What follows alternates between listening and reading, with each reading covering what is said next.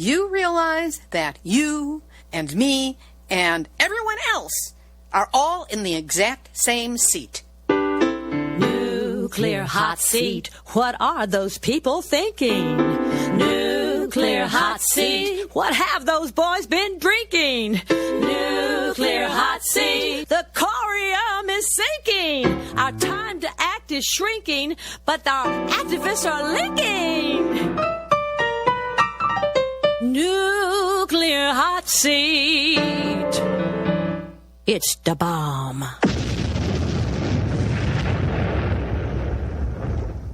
Welcome to Nuclear Hot Seat, the weekly international news magazine keeping you up to date on all things nuclear from a different perspective. My name is Libby Haleti. I'm the producer and host, as well as a survivor of the nuclear accident at 3 Mile Island from just 1 mile away. So I know what can happen when those nuclear so-called experts get it wrong. This week, in light of the recently launched impeachment investigation against President Donald Trump, we take into consideration the president's still unrestricted ability to unilaterally launch a nuclear war at will. We revisit our 2017 interview with Garrett Graff, author of Raven Rock, the story of the U.S. government's secret plan to save itself while the rest of us die. This stunning interview includes eyewitness information on what the nuclear football is, how it works, and the exact nature of the president's ability to use it. Really pertinent these days, don't you think? We will also have nuclear news from around the world, numbnuts of the week for outstanding nuclear boneheadedness, and more honest nuclear information than Nancy Pelosi has yet considered during the impeachment inquiry. All of it coming up in just a few moments. Today is Tuesday, October 1st, 2019, and here is the week's nuclear news from a different perspective. Starting out with some legal maneuvering here in the U.S., in Massachusetts, Attorney General Maura Healey has sued the Nuclear Regulatory Commission over its recent approval of the transfer of the Pilgrim Nuclear Power Station license from Entergy to Holtec International. Healey and members of the state's congressional delegation have mounted an effort to block the transfer unless the NRC holds a full hearing on concerns over Holtec's abilities to safely decommission the nuclear plant, the company's financial stability, and its alleged involvement in a kickback scheme. No hearing was held before the NRC approved the transfer. In Tennessee, Judge Pamela Reeves, Chief United States District Judge for the Eastern District of Tennessee, declared the Department of Energy and the National Nuclear Safety Administration in violation of the National Environmental Policies Act and vacated key decisions regarding the NNSA's enriched uranium operations at the Y-12 National Security Complex in Oak Ridge, Tennessee. So what does that mean? According to Ralph Hutchinson, coordinator of the Oak Ridge Environmental Peace Alliance, with this ruling, the NNSA no longer has any legal authority to continue construction of the uranium processing facility bomb plant. Congratulations to all those involved with this lawsuit, including Nuke Watch New Mexico and the Natural Resources Defense League. At the shuttered San Onofre nuclear reactors in Southern California, in August of 2018, a 50-ton cask filled with radioactive waste got wedged 18 feet above the bottom of its concrete silo and hung there for almost an hour before it was finally lowered down. Majority plant owner Southern California Edison was forced to halt plans to transfer millions more pounds of spent nuclear fuel from wet to dry storage while federal regulators investigated what happened and made sure the process was safe. Even though federal inspectors found many of the waste-filled canisters had been scraped and scratched as they were lowered into what is supposedly an interim storage facility. Still, the Nuclear Regulatory Commission allowed the waste transfer program to resume in July. But documents recently obtained by the San Diego Union Tribune show that an agency field inspector reviewing this incident issued internal reports noting that the canisters were designed and certified to be lowered into the storage vault without any scratches, which can lead to degradation of the containers and failure to maintain secure containment. An Edison spokesman said the utility is fully compliant with federal regulations and the reloading work has been proceeding safely. He also said pigs can fly and that Milli Vanilli really did do all their own singing. The canisters Edison is relying on to store spent fuel, which are only 5/8 of an inch thick stainless steel, are licensed to be used for a whole 2 decades. The plutonium in nuclear fuel rods have a half-life of 24,000 years. Do the math. In New Hampshire, cracks have formed in the foundation of the Seabrook nuclear power plant, and local citizens are asking for more transparent, independent monitoring of these cracks. In their quote-unquote wisdom, earlier this year, regulators extended Seabrook's operating license through 2050, despite calls to delay that decision until after the hearing. In San Francisco, at the Treasure Island housing development, low-income housing, of course, built above the highly toxic and radioactive site of a former Navy base, a basketball-sized chunk of radioactive dirt was found buried beneath a door of one of the new homes. The Navy says, "But we tested and there was no radiation." Well, you sure missed this pile of it. In Japan, outrage after the Tokyo District Court absolved 3 former executives of Tokyo Electric Power Company, TEPCO, of criminal responsibility for the 2011 nuclear accident that forced thousands of residents to flee and continues to contaminate the northeast part of the country and the Pacific Ocean. They were indicted on charges of professional negligence, resulting in the deaths of 44 people who were forced to evacuate, and injuries, including radiation injuries, of others at the start of the nuclear disaster. But the 3 were cleared of all charges after the court ruled that they could not have realistically foreseen a disaster of such magnitude. There have been protest demonstrations, as TEPCO knew of the dangers inherent in that site for years, but did nothing to counteract them. Nuclear experts from around the world are condemning the Japanese government's possible move to discharge radioactive water from the destroyed, melted down Fukushima Daiichi nuclear power plant into the Pacific Ocean. Japan's closest neighbor, Korea, is particularly angered by this, as the discharged water will have a direct influence on the marine life and ecosystem in its territorial waters and eventually in the people themselves. About 1.1 million tons of contaminated water are being stored in 977 tanks at the remains of the power plant in Fukushima. By August 2020, it's projected that all storage facilities will be filled and there will be no more tanks to hold the 170 tons of radiation-contaminated water created every day. If they release it then, it will be just in time for the Olympic surfing event in Chiba and summer crowds on the beach. Taiwan has also protested the proposed water release, with fears that currents could carry the polluted water across the Pacific Ocean to the coastline as far as North America, which may flow back to Taiwan in 3 to 6 years. We should be upset about it here in North America as well.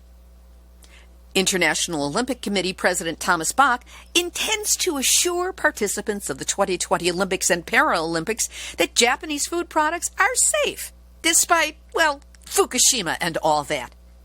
Right, like we're going to take his word for it? Prime Minister Shinzo Abe and Bach have reaffirmed in public that they will continue to work closely together to make the Tokyo Olympics and Paralympics a success. You think he's going to say anything against the sushi? In Taiwan, a recent survey has found active earthquake faults near nuclear power plants, and activists are calling for them not to be restarted. France has abandoned research into 4th-generation so-called fast breeder nuclear reactors, citing mounting costs. And Belgium has run out of room to store low-grade nuclear waste.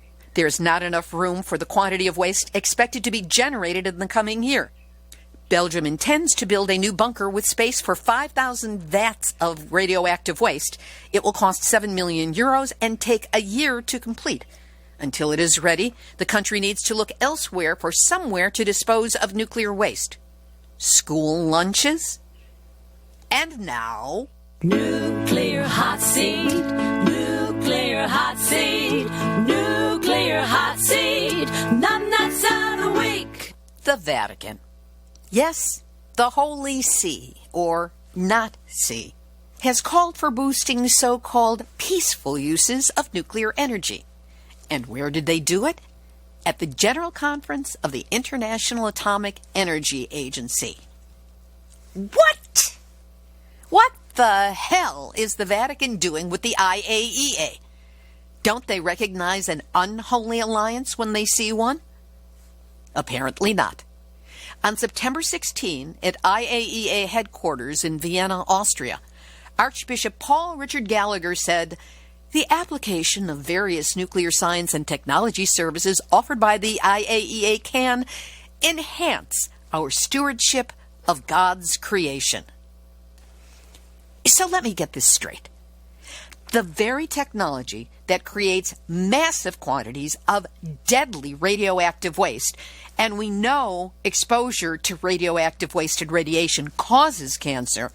And as we look at the entire nuclear fuel chain, we see that it initially targets poor and indigenous communities involved with uranium mining, then proceeds to habitually spew leaks, dumps, try to cover their tracks with burning their material, which just spreads the contamination. Industry lies, denials, reactors creating plutonium as part of the so-called spent fuel, plutonium that is easily purified into weapons grade and can be used to make explosive devices, or you can just take the radioactive leftover materials and smush them around the world in depleted uranium dirty bombs. That's stewardship of God's creation? Is the Vatican actually trying to tell us that God is in favor of nukes and nuclear contamination? But wait, there's more. Gallagher ended by expressing gratitude for the IAEA's efforts in developing strategies for the Program of Action for Cancer Therapy. Say what? Here's where we go down the rabbit hole, through the looking glass, and into bizarro land, Alice. You see, through the Program of Action for Cancer Therapy, or PACT, quote, the IAEA provides member states with a wide range of tools, services, and support to assist them in their efforts to address the cancer burden. You want to address the cancer burden? Get rid of nukes. Shut down the reactors, which make more radioactive waste every day. We have no place to safely store that waste for the hundreds of thousands of years that it will take until it becomes inert. We have to find ways to do that or to neutralize it. Put your money into researching genuinely safe ways to protect people and the environment from exposure to radionuclides. Pressure your member states to sign the UN's Treaty on the Prohibition of Nuclear Weapons. That'll be a great thing for you to do. Don't pretend that you can, quote, control cancer through conferences, engaging with the comparably lying World Health Organization, pontificating, that's what the Vatican does, pontificating through bad nuclear theater to create the illusion of caring and acting, and then call it a concerted effort to establish strong political commitment for an effective global response to cancer. The effective global response to cancer, to begin with, is shut down the nukes. And don't give over whatever authority you have in the world, Vatican, by aligning with this lying drivel.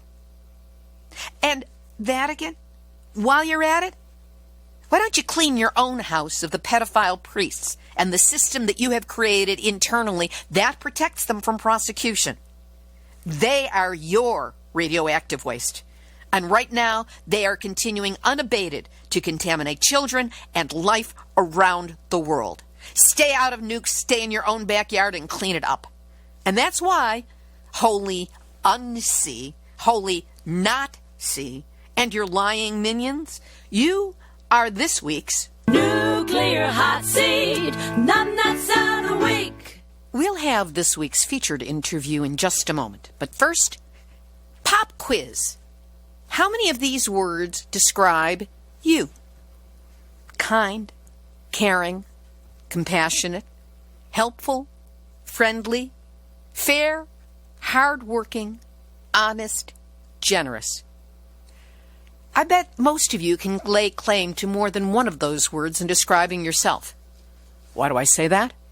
Because you're listening to this show, and that means you care about the issues it presents and the impact of nuclear energy and weaponry on the future of life on Earth. That's why Nuclear Hot Seat is pledged to provide news stories on a wide range of nuclear topics every week with information that is verifiably sourced and fact-checked for accuracy. Plus, we provide eye-opening interviews with people who are genuine experts on the nuclear industry, even if they're not in the nuclear industry. And actually, it's better that way. But you know, to keep the show going, we incur weekly, monthly, and annual costs, and that's where we need your help. So I'm calling upon all those wonderful qualities in you in asking for your support. A donation of any size will help us keep providing you with the nuclear news you count on. To help us out, just go to nuclearhotseat.com and click on the big red donate button. That's how you can send us a one-time donation of any size or set up a recurring donation of any size. And if you want a way to support the show while sticking to your budget, there's a big green donate button, which allows you to set up a recurring donation of just $5 a month. Here in the U.S., that's the price of a cup of coffee and a nice tip to the barista. So, buy Nuclear Hot Seat the equivalent of a cup of coffee this month, and every month if you can. Know that whatever you can do to help, I'm deeply grateful that you're listening and that you care. Here's this week's featured interview. Ever since the presidential impeachment inquiry was begun last week, was it only last week? I've received several inquiries about the status of the nuclear football, aka the codes to launch nuclear weapons, carried in a briefcase by a military attaché who follows the president around at all times. People asked, are those codes still available to be used to launch a nuclear war? Can the general stop its use or slow it down if the current president decides to use the codes to launch nuclear weapons anywhere in the world? I decided it's time to revisit an interview I originally did in 2017 with Garrett Graff, the author of Raven Rock, the story of the U.S. government's secret plan to save itself while the rest of us die. Catchy title, that. Graff is a former editor of Politico magazine, editor-in-chief of Washingtonian magazine in Washington, D.C., and an instructor at Georgetown University in the Masters in Professional Studies Journalism and Public Relations program. In the book and in this interview, Graff reveals the nature of the contents of the nuclear football and how free the president really is to use them as though he were ordering from a menu at Denny's. Garrett Graff, thank you so much for joining us today on Nuclear Hot Seat. My pleasure. Thanks so much for having me. What is your background and how long have you been a journalist? So I've covered national security in Washington for about a dozen years now. I started off actually covering the FBI and have sort of branched out from there and spend a lot of my time covering cybersecurity today. But this is a little bit, this is a subject that I bumped up against throughout my time in Washington. It's sort of just one of those things that you hear a lot about in the shadows, the idea that there's this secret plan for government officials to be evacuated, these secret facilities spread around Washington. And so I had talked to people who had been evacuated on 9/11, talked to people who had been part of these plans during the Bush and Obama years, and had always just been, vaguely interested in these plans. But then my curiosity got piqued when I found a government ID badge. Actually, a colleague of mine found a government ID badge and brought it in to me that was clearly in a U.S. intelligence officer's badge. And my colleague asked me to get it back to the badge holder, and I, when I turned the badge over, found this set of evacuation instructions. And I started following the route on Google Maps and Google Satellite and could see it went out of Washington and out to West Virginia. And on the satellite, you could actually see it end at this bunker, this unmarked bunker in West Virginia, where this road went up a mountain. There was a guard shack and a chain link fence, and then this road just disappeared into the side of the mountain. And I was like, wow, like this is one of the new facilities that have been created since 9/11.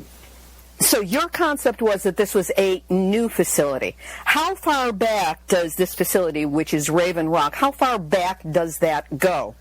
The facility I discovered actually wasn't Raven Rock. It was a different one in West Virginia.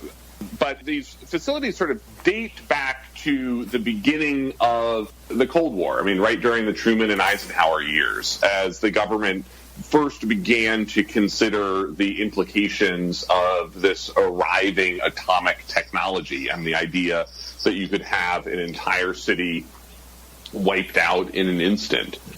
And so they began to build these facilities around Washington and across the country. Ultimately, there were more than 100 of these bunkers just around Washington alone, bunkers and relocation facilities, and then also spread across the rest of the country. I mean, FEMA, which is the agency that runs these facilities and runs these bunkers, you know, they had regional bunkers in places like Bethel, Georgia, and Maynard, Massachusetts, and Denton, Texas. And AT&T, which was the agency, the company that ran the communication systems for these bunkers and the post-apocalypse world, it had all of its own set of bunkers spread across the country where, quote-unquote, AT&T employees ran the government's continuity of government communication systems. Raven Rock was one of the facilities specifically marked for the president to go to. Give us a sense as to what it consisted of. It's almost mind-boggling in scale. I mean, so the three major bunkers that were built during the Cold War were Raven Rock in Waynesboro, Pennsylvania, Mount Weather in Berryville, Virginia, and then Cheyenne Mountain in Colorado Springs, Colorado. And these facilities are truly hollowed out mountains that have been filled with small cities made up of freestanding buildings. They contain everything that you would expect in a small city. I mean, they've got their own fire departments, their own police departments, their own medical facilities, cafeterias, everything that you would need to support life underground for weeks or even a month or two at a time. And even whereas many of these facilities nationwide have been shut down in the 25 years since the end of the Cold War, the three biggest, Mount Weather, Raven Rock, and NORAD in Colorado Springs, they still operate. They're still being updated. They're still running 24 hours a day, still staffed 24 hours a day. Cheyenne Mountain actually has a Subway fast food franchise inside today that helps feed its workforce. So you can still get your $5 footlongs even after nuclear Armageddon. What a thing to be able to have after the apocalypse. Yes. It struck me as naive that the plan seemed to call for supplies that would last 2 weeks, 3 weeks, maybe 4 weeks, at most a few months. Do you actually think that they believe that that will be enough to weather the worst of the apocalypse before coming back up again? So the goal was effectively to protect against the initial blasts and then the peak of the fallout that was expected and calculated to last about 2 to 3 weeks. And that the hope and the expectation was that after 2 to 3 weeks, you know, the world wouldn't be normal on the outside by any stretch of the imagination, but that you would be able to at least venture outside and forage for food supplies and reactivate the gas stations and oil tankers and those types of things. Again, the word that comes to mind is naive, because for this show we cover the effects of nuclear radiation, and even so-called low-level radiation over the long run can be more devastating than that which comes from fallout from an initial nuclear blast. Yeah. So there seems to be a hole in their thinking, if not many more than one, but we can get to some more of those. All of this is to guarantee what is called continuity of government, that our government officials survive and can reestablish the United States. Explain to us a bit about what continuity of government is supposed to look like and how it's supposed to function.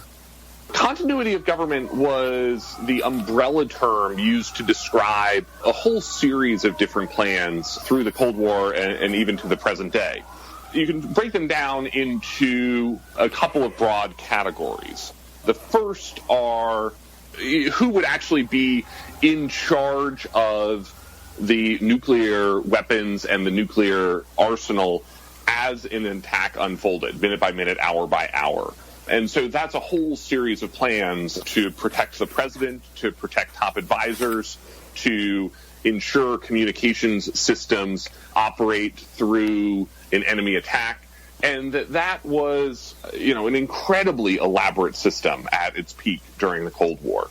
You had special designated floating White Houses, special Navy ships at sea that could have served as an emergency command post for the president. You had these massive bunkers at Raven Rock, at Mount Weather, where the president and his cabinet could be evacuated. You had doomsday airplane, the airborne command post 747s that were known as the Night Watch planes, the presidential doomsday planes that were kept on constant alert in and around Washington through the Cold War. Those planes, by the way, still exist today, still sitting alert. As we are talking here, one of those presidential doomsday planes is on alert at Offutt Air Force Base in Omaha, Nebraska. It is fully staffed, its engines are turning, and it is ready to launch in just 15 minutes. Then you have a second sort of broad sweep of plans that deal with how the government would rebuild in the days, weeks, and months after an attack. And this is where I found sort of some of the strangest information of my research, which was the way that the government reimagined the post-apocalyptic analog of its peacetime government. And so the post office was the agency that was in charge of registering the dead and figuring out who was still left alive. The National Park Service was the agency that would have actually run the refugee camps, because the expectation was the refugee camps could be largely set up on national parkland, which wouldn't be targeted by a nuclear attack. The Department of Agriculture was in charge of feeding Americans and devoted an incredible amount of energy to manufacturing millions upon millions of survival crackers, these little graham cracker-like wafers made by Nabisco and Kroger and other companies and stockpiled in fallout shelters around the country in the event of nuclear war.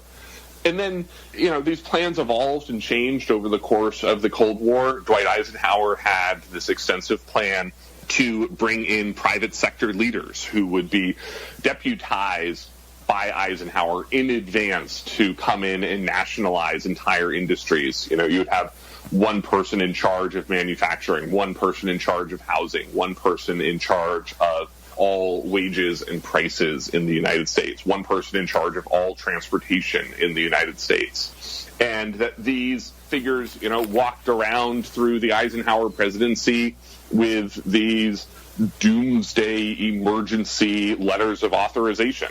No one knew who they were. No one knew that they had this special set of emergency powers in the event of an attack. And they would have just emerged and announced that they were in charge of the country afterwards. And even while we don't necessarily know that that plan has any modern analogs, many of these plans actually do. The updated sets of these plans today call for the post office to be the agency in charge of distributing medical countermeasures in the event of a public health pandemic or biological or chemical attack on the United States. And that they have a whole plan at the post office where your friendly neighborhood postman or postwoman would be the person knocking on your door to give you the anthrax antidote or the Ebola vaccine. There are so many assumptions in that about the fact that we would just go back to living normally as opposed to the disruptive nature of all of this and how it would play out given human psychology. For example, there's no way to fit into this how malleable the survivors would be to someone they don't know stepping up to them and saying, oh, by the way, I'm in charge of this aspect of government now. And there's no saying that the sequestered government officials would actually follow the plans instead of perhaps there being a power grab by someone who wants to set himself up as dictator. How likely do you think these plans are to be followed should there be this catastrophic an emergency? I think it's actually one of the great questions of this era and of these plans, which is the extent to which I think the secrecy surrounding the plans might have actually undermined them at the moment of need. I certainly understand that there's a need for tactical secrecy, who would be evacuated where, what the specific communications capabilities are of specific vehicles or specific facilities.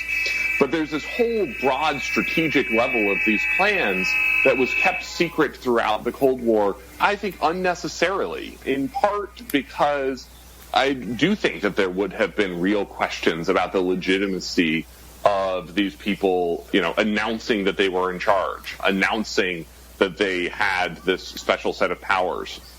We know, for instance, that there were very expansive plans, probably actually versions of these plans that still exist today, that would have seen the suspension of civil liberties in the United States, the declaration of martial law, the suspension of habeas corpus. We're familiar all with the presidential nuclear football, the emergency briefcase that follows him around. Most people don't know that through the Cold War, the U.S. Attorney General was followed around by a U.S. Attorney General's emergency briefcase that held executive orders, pre-written policies, pre-written suspensions of civil liberties, and a document known as the Master Arrest Warrant, which would have allowed the FBI and other law enforcement agencies to round up more than 10,000 suspected subversives in the United States and hold them without charge, without necessarily any proof or evidence of a crime. So it would be the United States, but not really. Yeah, and many of these plans, you sort of see a sense where the hope was, I think, to preserve the spirit of the Constitution without the letter of the Constitution. That we would have three branches of government, but that they wouldn't look anything like the peacetime three branches of the government. From what we can sort of understand and glimpse of the way that these plans still exist today and would be utilized today, it seems pretty clear that there is some plan for something like a super empowered rump Congress, where some group, perhaps as small as 1 to 4 members of Congress, would be deputized in an emergency to speak and work on behalf of the entire Congress. That there would be no sort of fully operational House or Senate. You would just have a small number of people representing the legislative branch in discussions with the executive branch. That's almost as scary as the thought of having a nuclear weapon dropped on us. Yes, and I think that that's one of the challenges in this, is that, these are very dire situations that would have, at least as the U.S. government envisioned it, incredibly dire consequences for the United States. Let's go back to the nuclear football, which you mentioned, which takes such a place in our thinking these days. What exactly does it consist of? And if the worst happens and there is a nuclear attack and the president is not available, who then controls the football? The nuclear football is in many ways much less exciting than popular culture holds it to be. The idea that there's some sort of iris scanner or even the simple idea of a red nuclear launch button is actually just a product of fiction. The nuclear football is really a collection of binders, a collection of papers that lay out how nuclear war could unfold. And it's basically a menu of options that the president can flip through and look at. One of the military aides who used to be responsible for the football described it basically as a Denny's menu. You go through, you point at some pictures, and that's the type of nuclear war that you order. And do you get refills if you get rid of something? Do you get to have another nuclear bomb dropped? Just raises that image. Are there any checks and balances in place? I mean, popular culture has it that whoever is president is just 3 to 4 minutes away from being able to initiate a nuclear launch without having to get any kind of approvals, and there's no way that it can be stopped. Is that accurate? It's absolutely accurate. And as scary as that sounds, you have to think about the context in which these plans were developed, where the idea was that you wanted to strip away anything that could slow down the process. The hope and expectation was that you might have only 15, 20 minutes to make a launch order and execute a launch order before the United States was hit. And so the hope was that the government would be able to execute a presidential launch order as quickly as possible without any checks and balances, because the expectation through the Cold War, again, was, frankly, that the person who was in charge of the nuclear weapons was the most sober, most thoughtful person in the realm of nuclear war. I'll let that one pass for now. The only time the continuation of government plan was implemented was after 9/11. How did it play out, and how successful did it prove to be? So, as you said, 9/11 is the only time that we've really seen these plans put into action. Parts of the plans have been activated during previous emergencies, but to a certain extent on 9/11, you saw them put into full activation. Richard Clark, the National Security Council official at the White House who was in charge of this, gave the activate COG order, the activate continuity of government. And you saw helicopters swoop in and evacuate congressional leaders from the west lawn of the Capitol, whisk them out to Mount Weather, the facility in Berryville, Virginia, where the president and others would likely go in the event of an emergency. The president himself in Sarasota, Florida, reading to that classroom of elementary school students, was evacuated to Air Force One and put aboard the plane and raced into the sky and held 7 miles above the earth until the U.S. military and the U.S. Secret Service were confident that they understood what was unfolding that day. But for the most part, the plans didn't work. They weren't fast enough. They discovered that many of the communication systems didn't really function in the way that people had expected them to. The president was largely cut off from communication aboard Air Force One, and that the facilities, even when people were evacuated to them on 9/11, weren't really up to snuff. And so what you saw in the years after 9/11 was White House Chief of Staff Andy Card and Deputy White House Chief of Staff Joe Hagan, who was the White House official in charge of the operations of the plans. They spent, an enormous amount of time trying to update these facilities, update the communication systems, and really be in a position that they hope would be able to respond better in the years ahead. These days, with the so-called or assumed improvements in the system, how is it decided who gets to go, who has to stay behind? Where is that line drawn, and who draws it?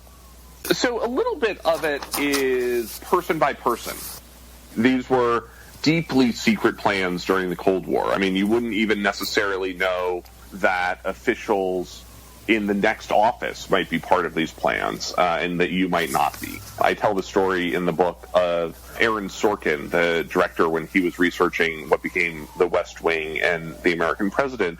He was having drinks with George Stephanopoulos, the White House communications director, and George Stephanopoulos showed him his evacuation pass.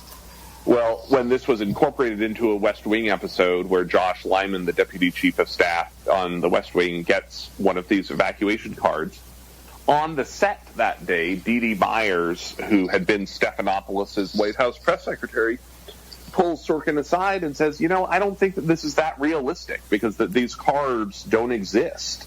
And Aaron Sorkin realized that she had never actually known that she wouldn't have been part of these plans. And somewhere that decision got made. Is there any way to know who makes them, and is there a court of appeals on it? There's certainly no court of appeals. At each agency, they are able to select some set of their staff in key positions. Some of it shifts administration to administration. Some of it is set basically by people who are in specific jobs. Your senior leadership, the top national security and law enforcement officials in the United States, top intelligence officials, and so forth. And what accommodation, if any, is currently made for the wives and the children of those people who are evacuated? That's a great question, and it's something that has dogged these plans since the very beginning. In Operation Alert 1954, the first large-scale emergency evacuation, you had Eisenhower's cabinet evacuate to Mount Weather, along with all of their secretaries, and the wives of the cabinet stayed behind and spent what one newspaper described as a very chilly afternoon playing cards together and realizing that their husbands did not intend to save them in the event of nuclear war. Well, throughout the Cold War, though, you actually had a lot of people who struggled with, what their duty to the country was versus the duty to their family. And Earl Warren, when he was Chief Justice and was given one of these evacuation passes, he asked where the one was for his wife, was told there wasn't one, and then promptly handed his pass back in and said, now you have room for another very important person in the United States because I'm going to stick with Mrs. Warren. And good for him. Your book's subtitle, The Story of the U.S. Government's Secret Plan to Save Itself While the Rest of Us Die, almost sounds like the slug line for a horror movie. And indeed, it's about a horror. For those left on the surface, whether they have survived the direct attack or in other less populated places of the country that weren't attacked, what do you think it's going to look like? And have there been any viable plans for the rest of us, or are we truly on our own? So it depends a little bit on the scale of the incident, right? Part of these stories is the evolving technology revolution as these weapons get stronger. In the early days of the Cold War, the government really did have hope of being able to evacuate many of the cities, to be able to evacuate much of the civilian population or get them underground into fallout shelters.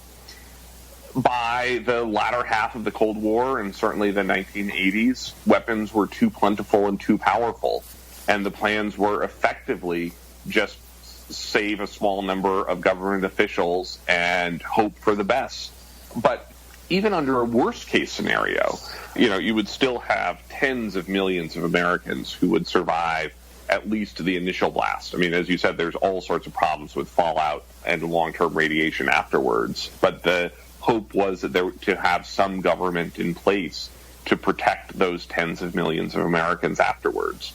And some of this continues to the present day, in part because what you have today is a threat that relies a lot less on the extent to which, let's say, a rogue state or a terrorist group attacks just Washington or just New York.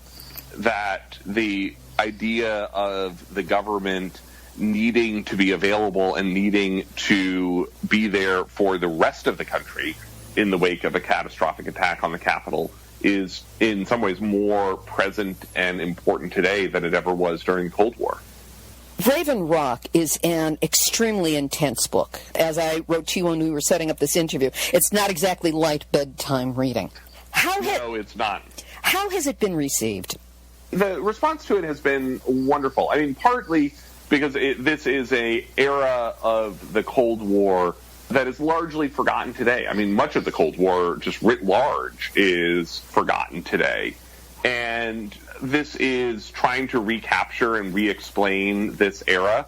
But at the same time, these plans are, I think, part of what makes this book fun is that everything that you could imagine the actual plans are wackier and crazier. You know, all of the satire and the fiction of the Cold War actually was unable to capture just how crazy these plans actually were. So you have in Dr. Strangelove, the classic Stanley Kubrick satire, where they're worrying about the mine shaft gap. Well, it turns out, I found in my research, we actually did worry about the mine shaft gap during the Cold War, that you had the Boy Scouts sent out nationwide to mark and identify caves and abandoned mines that might be able to serve as fallout shelters for the population after nuclear war. I mean, it's incredible the amount of effort, the amount of money, and the amount of time that went into these plans. You lived with this book for, how many years did it take for you to write it? It was a 4-year project, start to finish. What did it take for you to write it? And even more importantly, what did it take out of you to write it?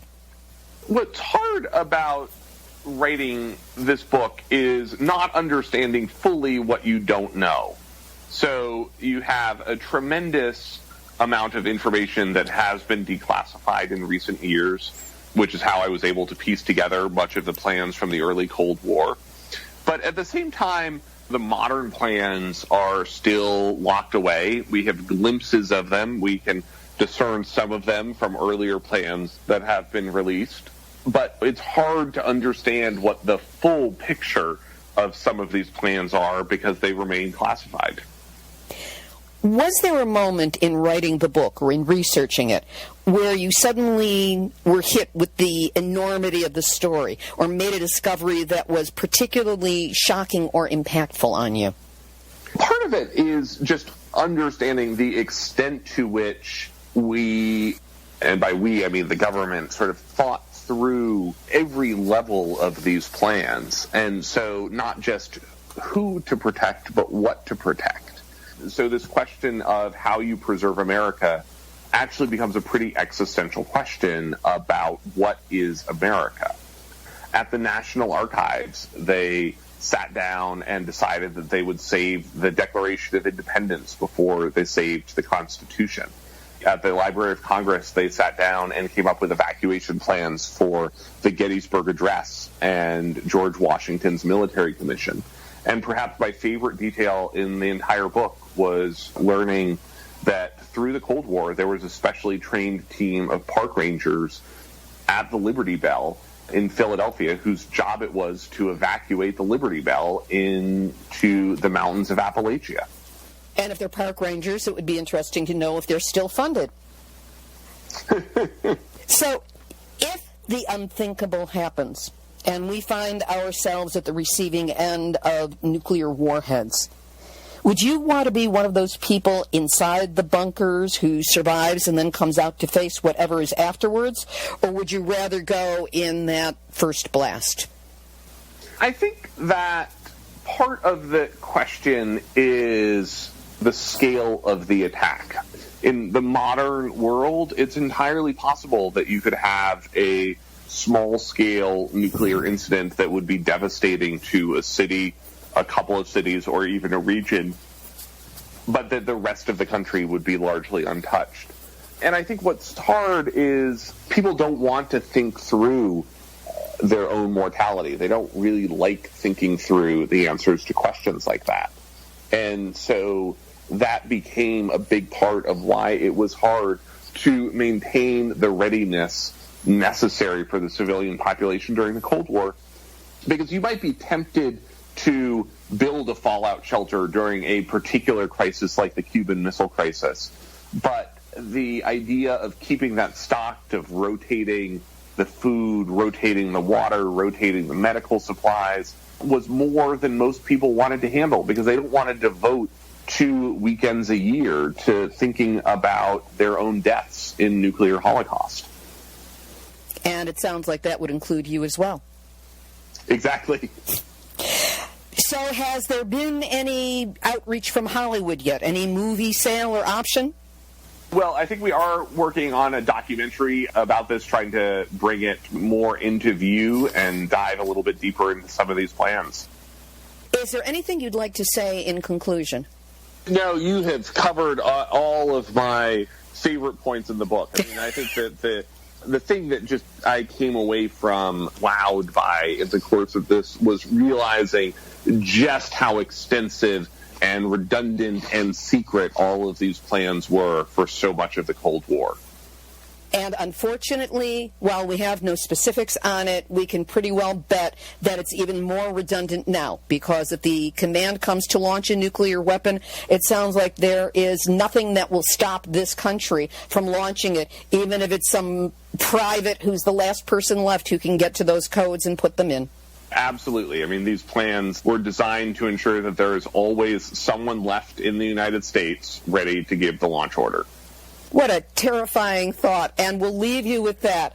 Garrett Graff, thank you so much for being my guest this week on Nuclear Hot Seat. My pleasure. Thanks so much for having me. That was Garrett Graff, author of the book Raven Rock, the story of the U.S. government's secret plan to save itself while the rest of us die. By the way, Garrett did get that badge back to the person who lost it, who, according to Garrett, seemed very happy to get back his entrance ticket to governmental protection in case of a nuclear attack. Wouldn't you be happy too? Activist shout out. We are again at Keep Space for Peace Week, October 5th through 12th. It's an international week of protest to stop the militarization of space, calling for no Space Force, no missile defense, close U.S. NATO bases worldwide, stop drone surveillance and killing, end privatization of foreign military policy, convert the military-industrial complex, deal with climate change and global poverty, and support the Green New Deal. ... as long as it doesn't include nukes.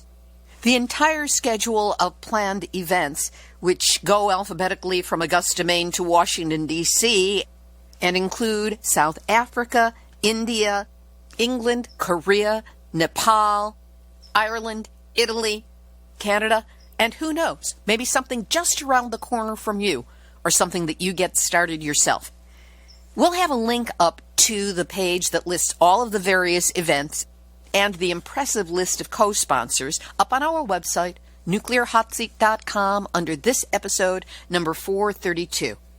And catching up with an earlier story, on September 4th, 20 Trident Plowshares campaigners and 1 Extinction Rebellion activist were arrested after blocking both entrances to the DSEI Arms Fair in London. This was intended to disrupt the event and highlight the role of arms traders in targeting civilians and threatening mass destruction. 2 cars and a boat on a trailer, along with activists locked to each other through suitcases and tubes, were used to prevent arms fair traffic from entering the center in preparation for the DSEI event, which stands for Defense and Security Equipment International. Boy, what an oxymoron. What a contradiction in terms. No security. Just more war and destruction. This was the No Nuclear Day of Action, the 3rd day of the Stop Arms Fair, which is a full week of planned disruption. The Trident Plowshares activists took this time of visibility to call on the UK government to sign the Treaty on the Prohibition of Nuclear Weapons and to disarm the Trident nuclear weapons system. Are we about to see the rejuvenation of a genuinely international anti-war movement? stay tuned for further updates. This has been Nuclear Hot Seat for Tuesday, October 1st, 2019. Material for this week's show has been researched and compiled from nuclear-news.net, deunrenard.wordpress.com, miningawareness.wordpress.com, the International Campaign for the Abolition of Nuclear Weapons, or ICAN, WBUR.org, Nuke Watch New Mexico, the San Diego Union Tribune, KimKempt.com, Bangor Daily News, sf.curbed.com, ReviewJournal.com, TheRiveredReport.com, Asia Times, Kyoto News, Japan Times, AHTribune.com, Focus Taiwan, Brussels Times, NHK.or.jp, UNBC.ca, VaticanNews.va, and as always, the completely captured Nuclear Regulatory Commission, which does bring up the thought, maybe we should start putting regulatory in quotes. A reminder that Nuclear Hot Seat is now available on all your favorite podcast platforms. So what are you waiting for? Subscribe so that you don't lose out on any episodes. And if there's a platform that you use that we've missed, let us know and we'll load it up there as well. Thanks to all of you for listening and joining with Nuclear Hot Seat listeners and followers around the world in 123 countries on 6 continents and counting. Now, if you would like to get Nuclear Hot Seat delivered via email every week, it's real easy to accomplish. Just go to nuclearhotseat.com, scroll down for the yellow box, and sign up for a weekly email link to the latest show. Now, I rely on people on the ground who see the nuclear stories in front of them. So don't go scratching your head and going, why isn't she covering them on Nuclear Hot Seat? Let me know what they are, and let's see what I can do about covering them. So if you've got a story lead, a hot tip, or a suggestion of someone to interview, send an email to info@nuclearhotseat.com. And if you appreciate weekly verifiable news updates about nuclear issues around the world, take a moment to send a donation of any size to nuclearhotseat.com. We will really be grateful for your support. This episode of Nuclear Hot Seat is copyright 2019, Libby Halevi and Heartistry Communications. All rights reserved, but fair use allowed as long as proper attribution is provided. This is Libby Halevi of Heartistry Communications, the heart of the art of communicating, reminding you that the nuclear arsenal represents a self-destruct button for the human race. So let's keep it out of the hands of children and presidents. There you go. You have just had your personal nuclear wake-up call. So don't go back to sleep, because we are all in the nuclear hot seat. Nuclear hot seat. What are those people thinking? Nuclear hot seat. What have those boys been drinking? Nuclear hot seat. The corium is sinking. Our time to act is shrinking, but our activists are linking. Nuclear hot seat. It's the bomb.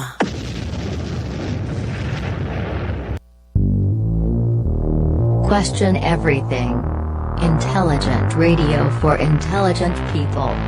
UCY.TV.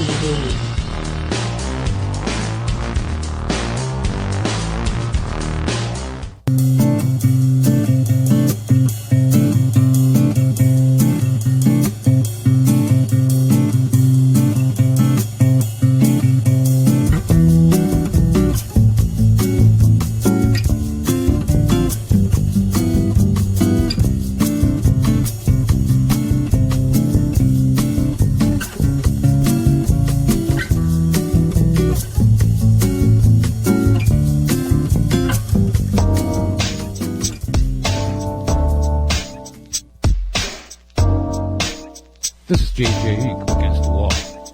You're listening to UCY.TV.